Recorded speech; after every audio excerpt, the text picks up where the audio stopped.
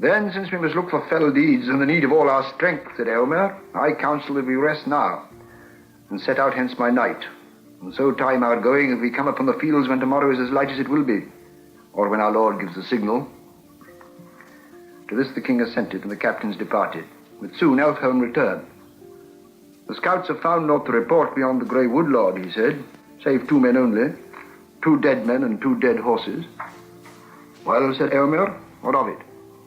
This, Lord. They were errant riders of Gondor. Hirgon was one, maybe. At least his hand still clasped the red arrow, but his head was hewn off. And this also, it was seen by the signs that they were fleeing westward when they fell. As I read it, they found the enemy already on the outwall, or assailing it when they returned, and that would be 2 nights ago, if they used fresh horses from the posts as is their wont. They could not reach the city, and they turned back. Alas, said Théoden, then Denethor has heard no news of our riding, and he will despair of our coming. Need brooks no delay, yet late is better than never, said Eomer. And mayhap in this time shall the old saw be proved truer than ever before, since men spoke with mouth. It was night. On either side of the road the hosts of Rohan was moving silently. Now the road, passing about the skirts of Mindolluin, turned southward. Far away and almost straight ahead there was a red glow under the black sky, and the sides of the great mountain loomed dark against it. They were drawing near the Rammas of the Pelennor, but the day was not yet come. The king rode in the midst of the leading company, his household men about him. Elfhelm's Eored came next, and now Merry noticed that Dernhelm had left his place and in the darkness was moving steadily forward, until at last he was riding just in rear of the king's guard. There came a check. Merry heard voices in front speaking softly. Outriders had come back who had ventured forward almost to the wall. They came to the king. There are great fires, Lord, said one. The city is all set about with flame, and the field is full of foes. But all seem drawn off to the assault. As well as we could guess, there are few left upon the outwall, and they are heedless, busy in destruction. Do you remember the wild man's words, Lord, said another. I live upon the open wold in days of peace. Weedfara is my name, and to me also the air brings messages. Already the wind is turning. There comes a breath out of the south. There is a sea tang in it, faint though it be. The morning will bring new things. Above the reek it'll be dawn when you pass the wall. If you speak truly, Weedfara, then may you live beyond this day in years of blessedness, said Théoden. He turned to the men of his household who were near, and he spoke now in a clear voice, so that many also of the riders of the first Eored heard him. Now is the hour come, riders of the mark, sons of Eorl. Foes and fire are before you, and your homes far behind. Yet though you fight upon an alien field, the glory that you reap there shall be your own forever. Oaths ye have taken, now fulfill them all, to lord and land and league of friendship. Men clashed spear upon shield. Eorm, my son, you lead the first Eored, said Théoden.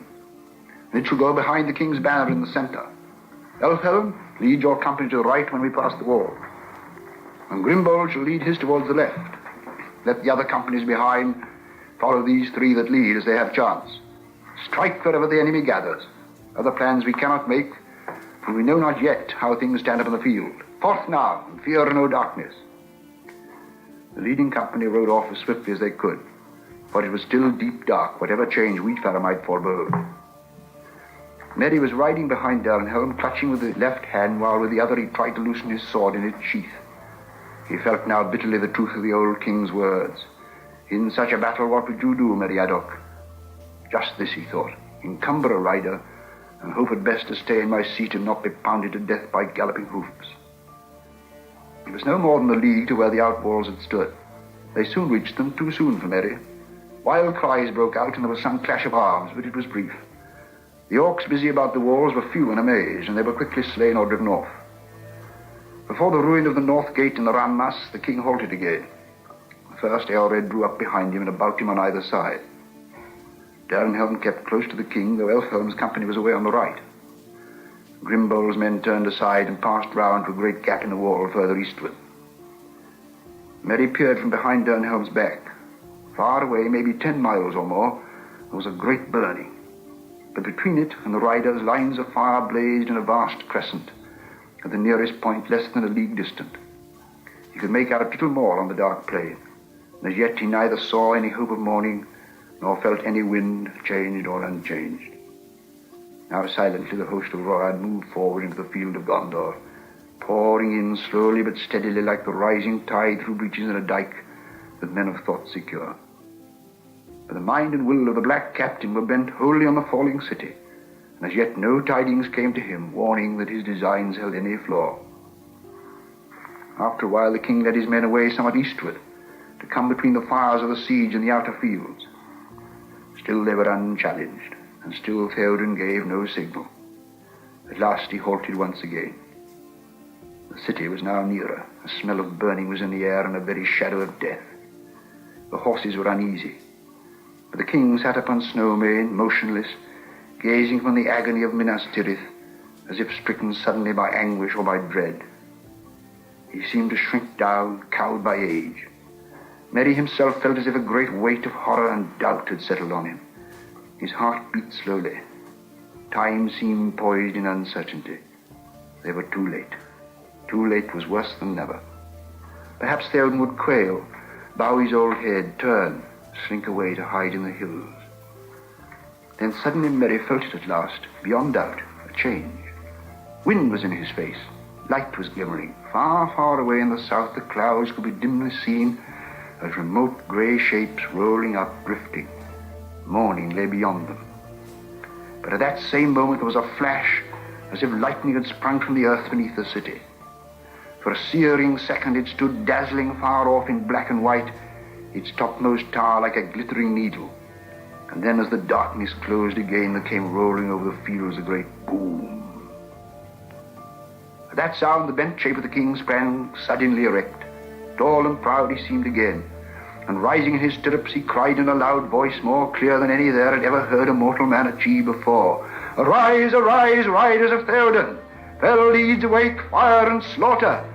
Spear shall be shaken, shield be splintered, sword day, red day ere the sun rises! Ride now, ride to Gondor!" With that he seized a great horn from Guzlaf, his banner-bearer, and he blew such a blast upon it that it burst asunder. And straightway all the horns in the host were lifted up in music, and the blowing of the horns of Rohan in that hour was like a storm upon the plain, and a thunder in the mountains. Ride now, ride to Gondor! Suddenly the king cried to Snowmane, and the horse sprang away. Behind him his banner blew in the wind, white horse upon a field of green, but he outpaced it. After him thundered the knights of his house, but he was ever before them. Aylmer rode there, the white horse tail on his helm, floating in his speed, and the front of the first Eored roared like a breaker foaming to the shore, but Théoden could not be overtaken. Fey he seemed, nor the battle fury of his fathers ran like new fire in his veins. And he was borne up on Snowmane like a god of old, even as Orome the Great in the battle of the Valar when the world was young. His golden shield was uncovered, and lo, it shone like an image of the sun, and the grass flamed into green above the white feet of his steed. For morning came, morning in a wind from the sea, and darkness was removed, and the hosts of Mordor wailed, and the terror overtook them, and they fled and died, and the hoofs of wrath rode over them. And then all the host of Rohan burst into song, and they sang as they slew, for the joy of battle was on them, and the sound of their singing that was fair and terrible came even to the city.